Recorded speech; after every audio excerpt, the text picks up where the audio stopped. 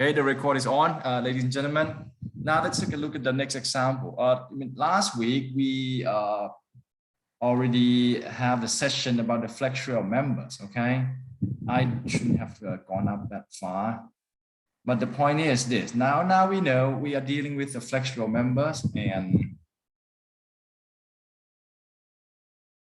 just to say, do some summary again. The definition of the flexural members is the member with the force perpendicular, right? That is a symbol of perpendicular to it. So you have bending moment, and when laterally braced,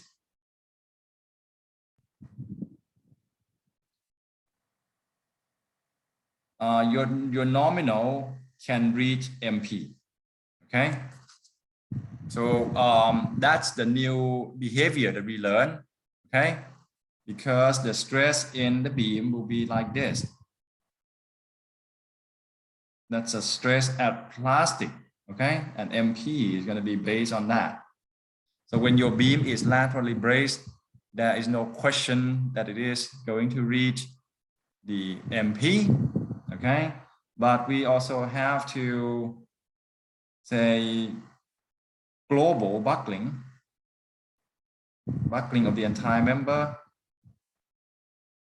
because it is laterally braced, we can say not an issue now.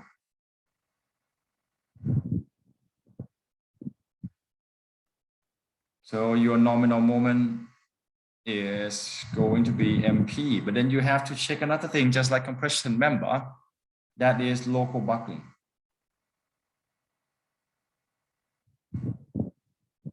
Okay, the limits are different from what we've had with the compression members because of the fact that the stress is different. Okay, so you're going to have a flange local buckling and then web local buckling.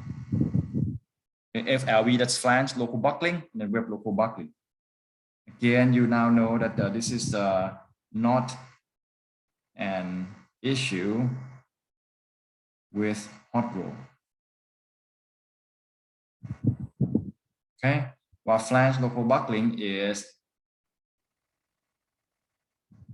SM520, you have to watch out. Okay, so that's a big picture. Okay, and now once we know this, we just need to check both of them, and when buckling of the entire member is not an issue, you know you're going to reach MP, so that the design of the member becomes quite easy. Okay, so that's a big picture. Now we go back and look at design example. Now before I look at this, I want you to try to open this table if you can. Okay, this is the flexural properties of TIA standard H shape. Okay, you have that. I have posted it, right? Do you have that? I hope you do. Okay. I'm not quite sure if I have another one with the ton meter unit. I believe I do, but not in this format. Let me try to check out on that later. Now this is the more properties on flexure. Now you see, even though the typical steel table has this, but this becomes prominent and things like this have been calculated. So you see we have MP over factor of safety for ASD. The MP is going to be equal to plastic section modulus multiplied by Fy, correct?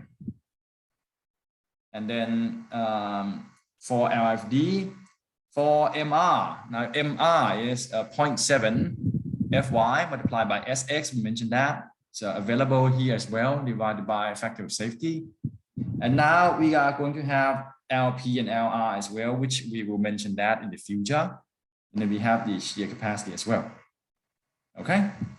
Now, one thing I'd like you to say notice is that for sections, looking for pen. Okay, sections. You see, if I open the steel table, the typical steel table like this one, see we have so many sections. There are sections where, let me erase this. Okay. There are sections where, you know, the nominal size is square like that. You see, 100 by 100, 150 by 150, 175 by 175, 200, 250, and then say 300. Let's erase this one.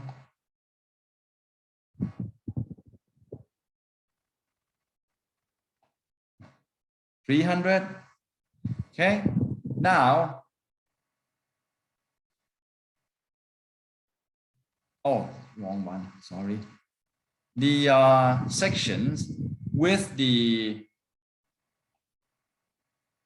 square nominal size cis. Now they are generally for columns. Okay, when you want to pick the sections for the columns, generally you would try to pick those sections. Okay, and the rest is for beams, because when you look at the when you look at this, you see that when you have more depth than the width, for example, like this, 200 by 100, you would have more, you have a lot better flexural capacity than the square ones, at least in terms of efficiency, because let's say 200 by 200, you see that is a very heavy one, and you have the section modulus, plastic section modulus equal to 500, but this is 200 by 100. It's not even half as heavy, you know, and the plastic section modulus is say 180.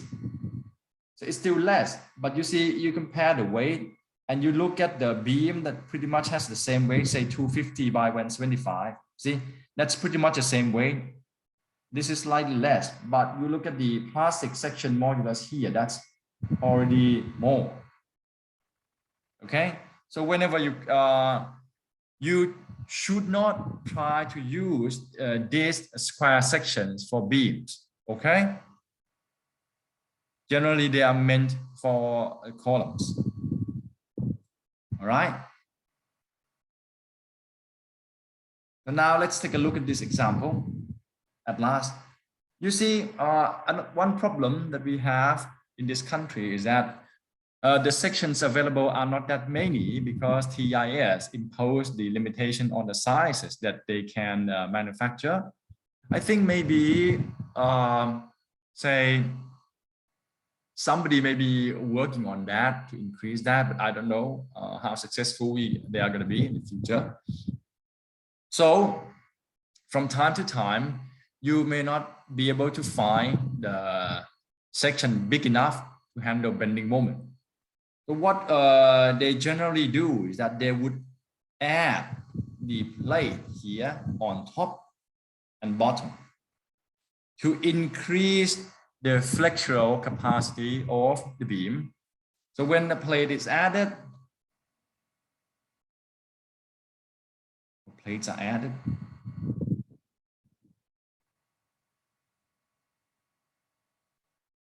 to increase flexural properties.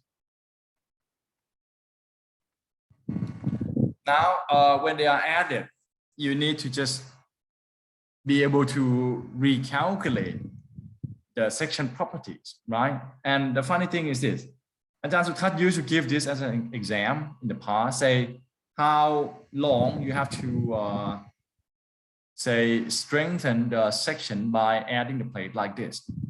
And this is like a basic stuff. It goes back to what we had last week about how you can calculate the plastic section modulus. But, you know, Many would not know how. So I decided to include this in our design example. So let's say this is the section you have, right? The green one. So you can say the IX, the SX, the ZX already exist. Correct? So now when new plate are added,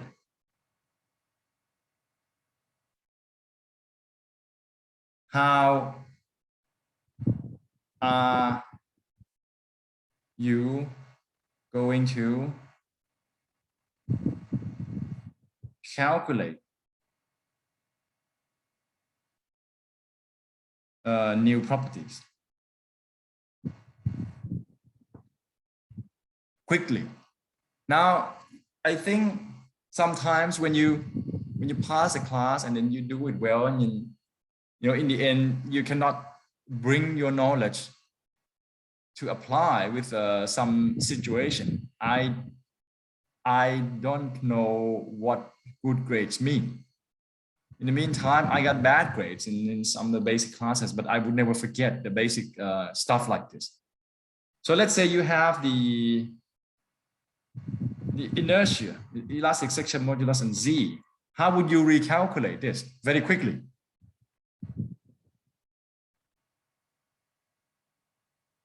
Any idea? Just calculate for the additional part and summarize. Yeah, right. So how do you do it?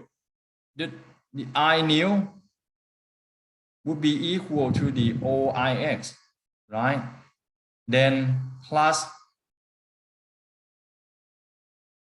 2AD square, right? AP, that's area of the plate, and then D square. Now D square here would be D over 2 of the beam plus thickness of the plate, correct? Can I do that? This will be applicable for the symmetric part, right? Oh yes, of course. If not, that's going to be a lot of fun. Why would you want to strengthen your beam to make it asymmetric? That would cause trouble, right? And say plus 2 IP of the plate, but that is going to be pretty close to 0, so I wouldn't mind that. You know, someone when they see trouble like this, they would just run away because they don't know how to calculate section properties. You know, maybe if everything is within my power, you know, I would just fail everyone in statics if you can't do this properly. And you will not be allowed to carry on. You will take statics until you get an A, then you can move on to the next class. Because this is a basic static stuff, right? So now, what about Z new? The definition of plastic section modulus is sigma AIYI, right? Believe me, exams like this were given before, and out of 40 students, only one can do it. Can you believe that? So what would be your neoplastic section modulus? Not even undergrad students, even graduate students can do it. This is very basic stuff. So sigma AIYI of the green section would remain the same, right? Am I correct? Can I say that? Yeah, yes. It has to be the same because it's symmetric. So ZX is the same. Now you want plastic section modulus of the new section. You simply add the 2 of AP and then D, right?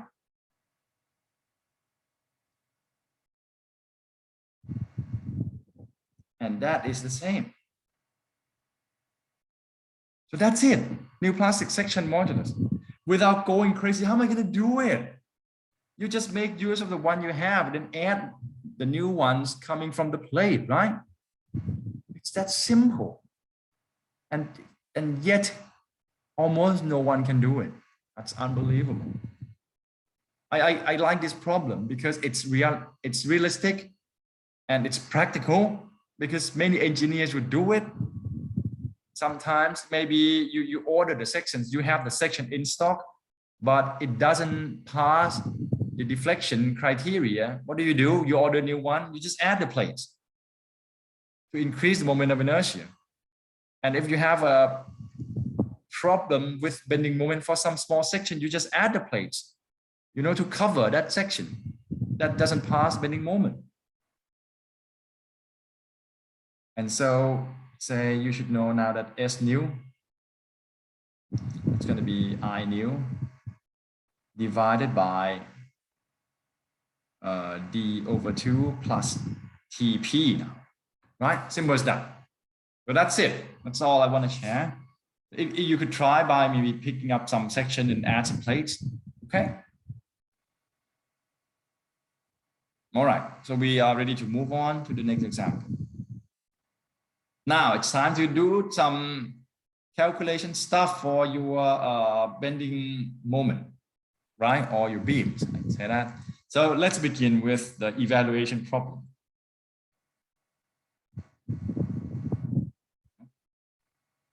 We are going to evaluate VMN and MN over factor of safety for this section, H350 by 250 by 69.2, SS 400. The properties that you can take from the tables are here.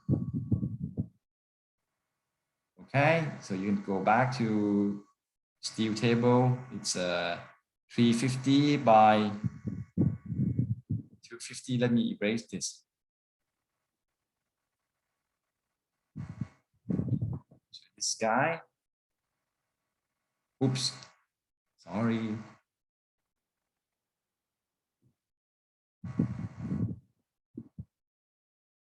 Okay, and as example, you can take this from the table right away. You have the SX and you also have the ZX. Okay, so it's pretty simple, really.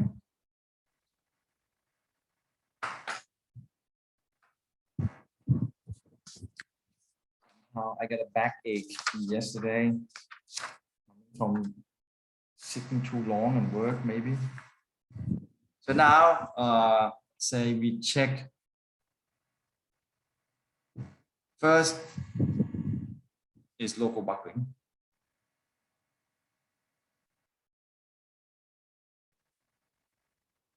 Okay, you can say so compactness. Okay, now let's say we have lambda flange, which is equal to 10.4, right? Now we are going to compare this with lambda PF first and see what happens. Lambda PF is 0.38 square root E over Fy, and that becomes 2500 or S400 steel, okay? And this comes out to be 10.8. So, oh, we made it, right? So we can say compact now. Compact flange. And you've been told that the chances are your web is going to be compact, but let's check them. So that is 34. Your lambda P web is going to be 3.76 square root E over Fy. And like you've been told, it's huge. It's 107. So we are fine. We have compact web as well. So now both the flanges and the web are compact. You can summarize that you have compact section.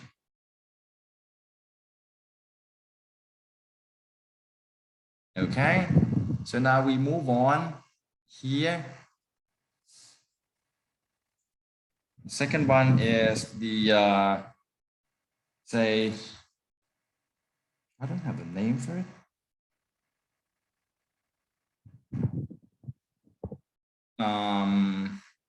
excuse me, I'm trying to find a proper name for it. Let's see how to call it.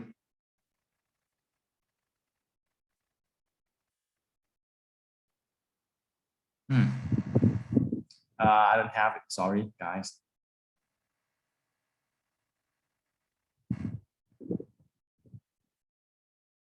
Say, well, it doesn't matter that much. I just want to be say moment. Don't know what to say. Maybe come back and fix this later.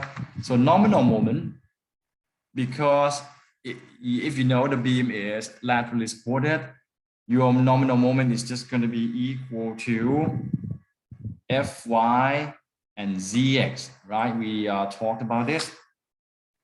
And this turns out to be 2500. And Zx, it's 1, 2, oops, 1, 0. So that's a lot of unit. Let me divide it by 100 to change the kilogram meter, kilogram centimeter into kilogram meter. So we have 30,200 kilogram meter. Okay, so for ASD, it is nominal moment divided by factor of safety, and that is equal to 18,100 kilogram meter, and then LRFD you have 2,700 kilogram meter. Pretty simple, right? That's it. Check local buckling, and if your beam is laterally braced, you will come up with the moment capacity right away.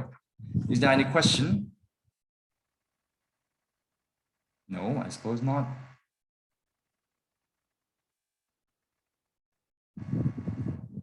That's it. Yeah. So next. Could you go back a little bit? Can I go back a little bit? Yeah, for previous example. 11. I may have missed number 10 somewhere. Is that number 10? Number 10. All right.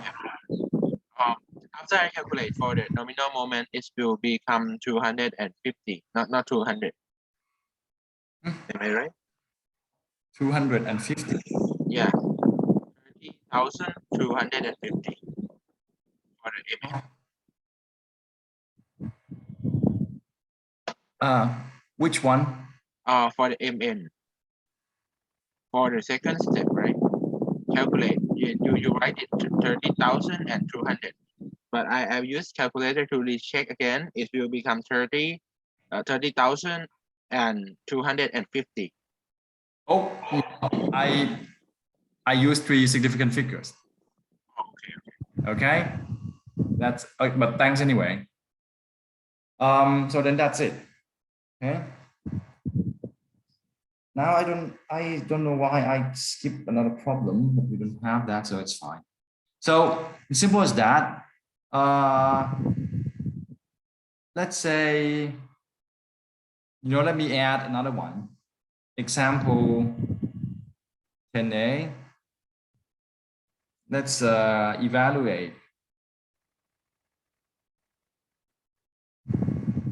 H 400 by 200 by 56.6 kilogram per meter and SM 500. Okay, let's add another one to show you flange local buckling.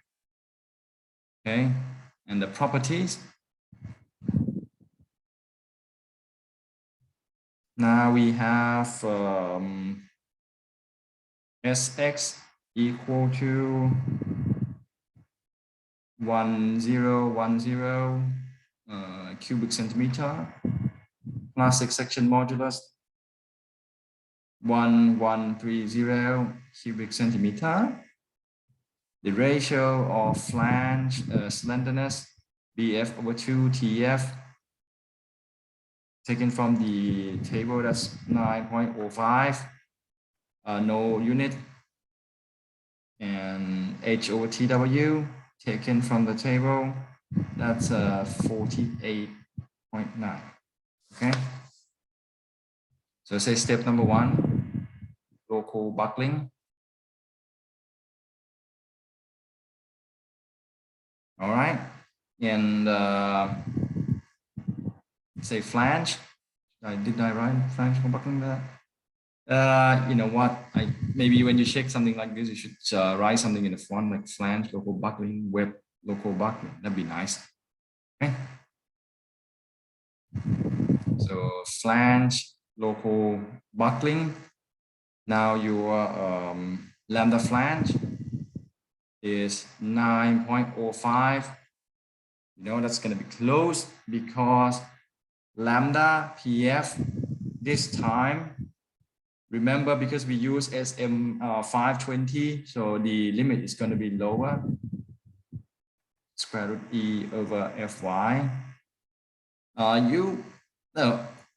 Because of use 3 significant figures, you may want to use this 3720 or 3700. That'd be fine. No, it's not much different.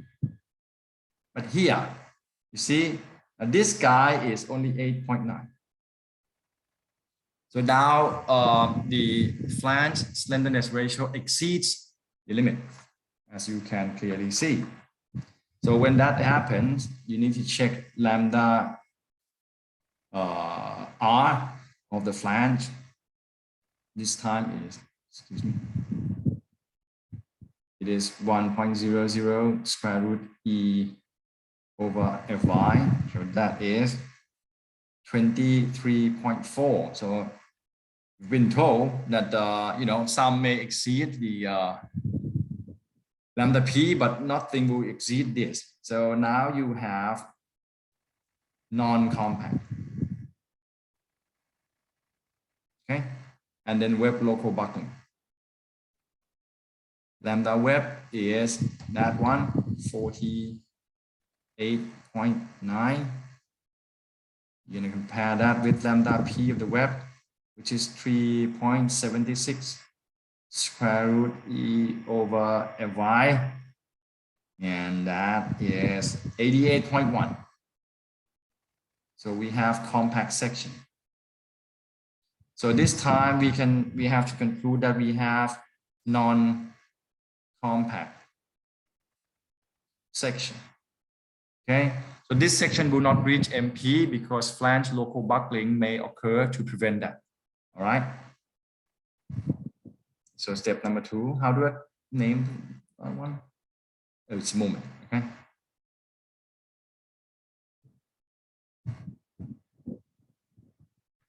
Say I should say nominal moment.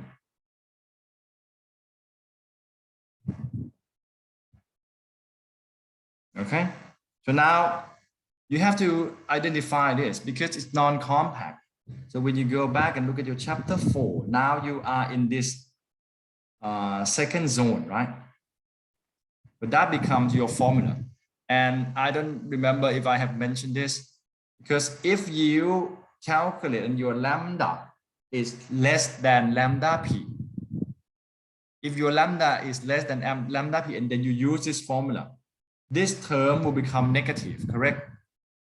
If your lambda is less than lambda P, this term will become negative. And negative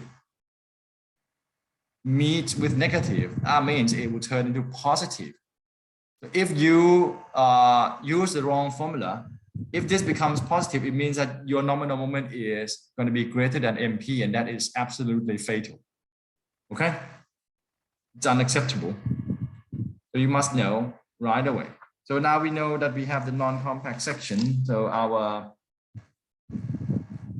nominal moment will be calculated based on that linear equation. So it's going to be MP minus MR, which is 0.7 Fy as X, and then lambda of the flange minus lambda P of the flange divided by lambda r of the, the flange minus lambda p of the flange.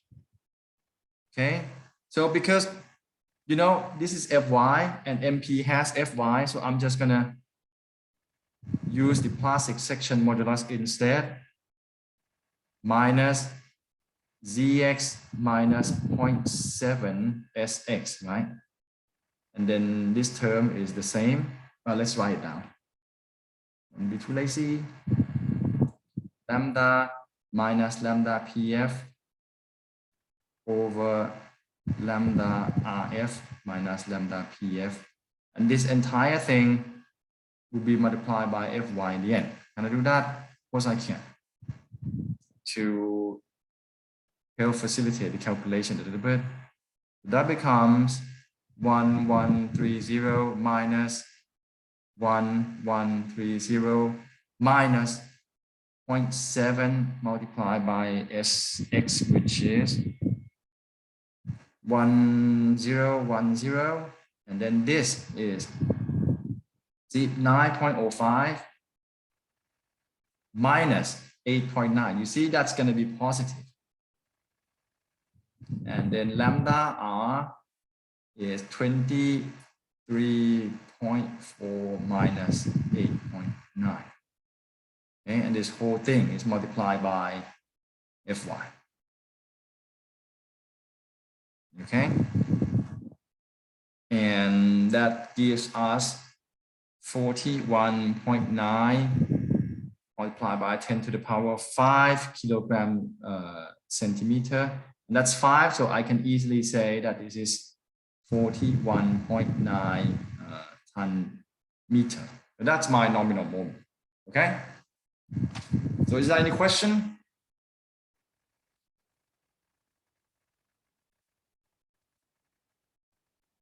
Now we have this because we have flange local buckling. So we are not going to get to MP. But you see, it's not long way off because your flange is ever so slightly, you know, past the limit, just 0.1. So if you, because I don't have that number, before we multiply with Fy, you will see that we only losing a little bit. So I can take Fy out of the equation and see how much we have before we multiply that.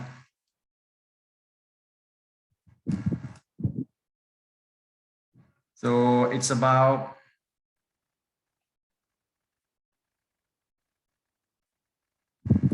1126 multiplied by 3720.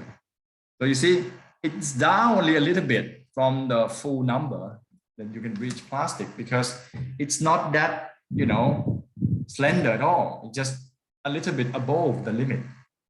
Okay. Is there any question?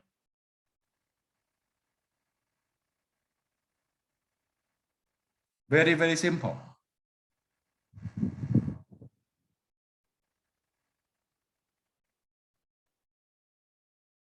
Okay, no question. So let's move on to the next example because this is pretty easy. Now, design at last, we are going to select the lightest H section to carry MU. Unfortunately, this is another one that is kind of based on LRFD, but please keep in mind that we, you know, in your project or in the exam, everything should be ASD. Okay.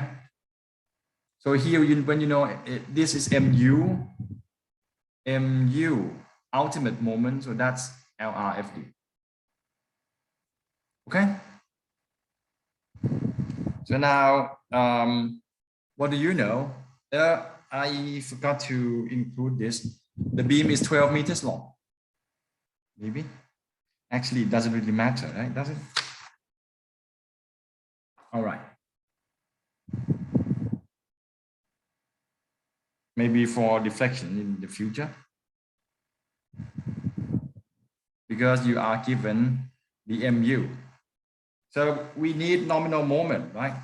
So from that equation, our universal equation, now you know mu cannot be greater than phi mn, right? So your mn will have to be larger or equal to mu divided by phi factor. And now nominal moment is in fact Fy Zx. So let's assume compact section. We don't know yet whether or not our section is going to be compact. So we need to select our beam based on what we have. Now let's say, because it doesn't say anything, so let's assume that our beam is laterally braced. So that means you're not going to have any global problem. So you can say your nominal moment is simply Fy Zx. Has to be greater than mu over this. And so we can select the beam based on the plastic section modulus right away. Okay, so this is going to be mu over phi Fy. Okay, and mu is in ton meter. So now you see how the unit can be changed very easily. Multiply by 10 to the power 5, you have kilogram centimeter. Now down below you have 0.9, and then it's SS 400. So it's gonna be 2500. Okay, and here we have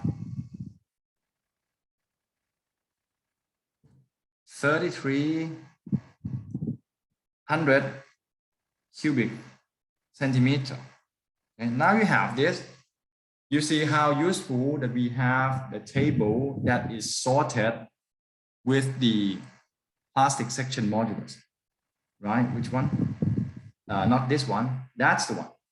See, by Z. You see, that's the flexural properties by Z. So now you know you need to have the section width plastic section modulus greater than 3330. So we just look. That would do actually. Oh, right there at the end of the table. But let's move down.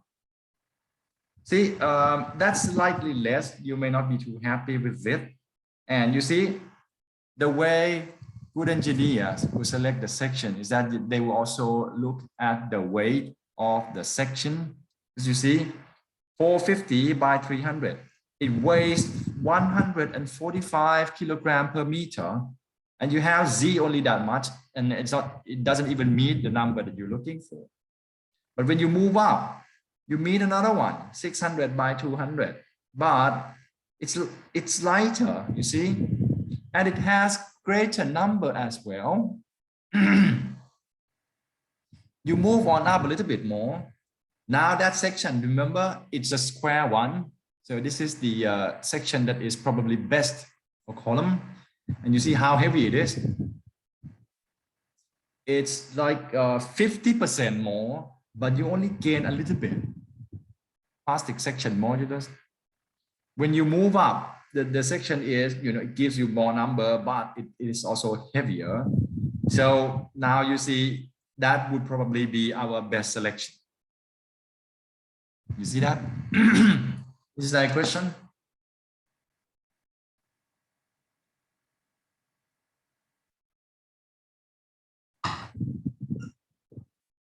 Is there any question?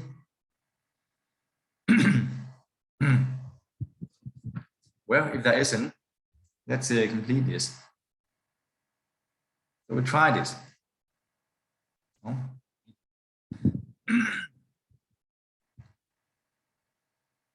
H 600 by 200. That's quite a large moment. So then surprise you that you're going to have quite a large section here.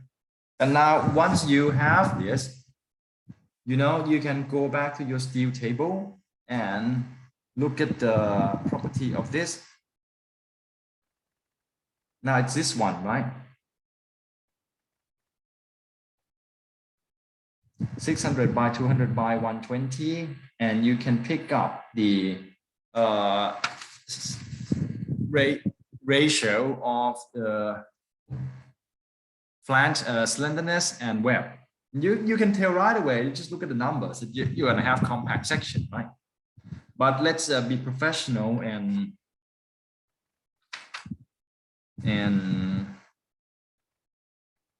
oops, sorry.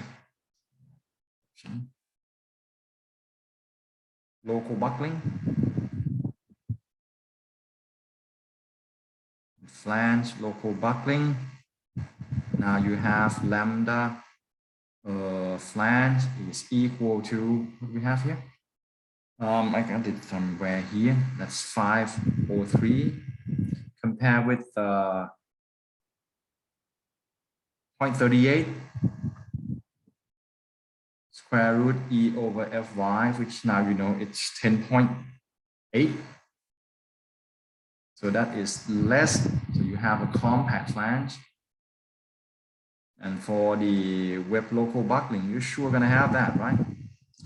Lambda web is 43.5, and this limit is 3.76 square root E over Fy, which is 107. So it's pretty clear that we have compact web. So you can summarize here that you have compact section.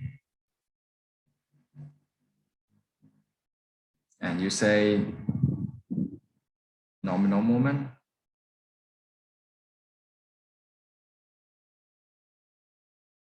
So nominal is going to be equal to MP because you have compact section, right? So that is Fy, Zx. And it is, we use the SS400, right? Yep. So it is 2500 multiplied by the plastic section modulus. Where do we have it here? That's 3430.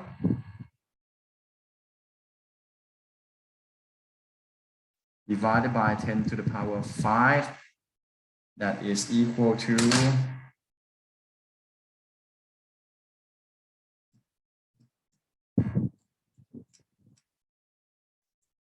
85.8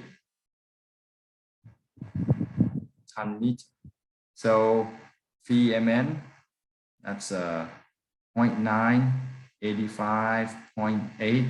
That will be equal to 77.2 ton meter over 75. So we get the big okay. So that's it. Your design. It's pretty simple, right? Especially when you don't have the issue with the buckling of your entire member. So if you can get all the loads acting on your beam right, the design is pretty simple. So again, I'd like to emphasize the fact that it's your job to put the proper load on your beam and design it. And now you see, even if you have all kinds of computer programs in the world, those programs will not tell you how much the load that the beam or the column or any member will have to carry. But that becomes a very, very important part in your design. And you see, it doesn't really say require rocket science, so to speak. You know, the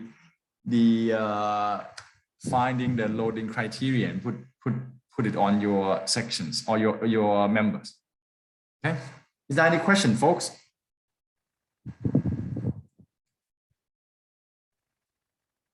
Hello?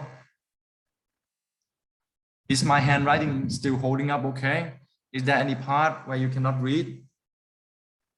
Like I say, you know, my handwriting is pretty bad, and when time goes by, I may not even be able to read my own handwriting. So if there is any part that you cannot read, you must ask right away.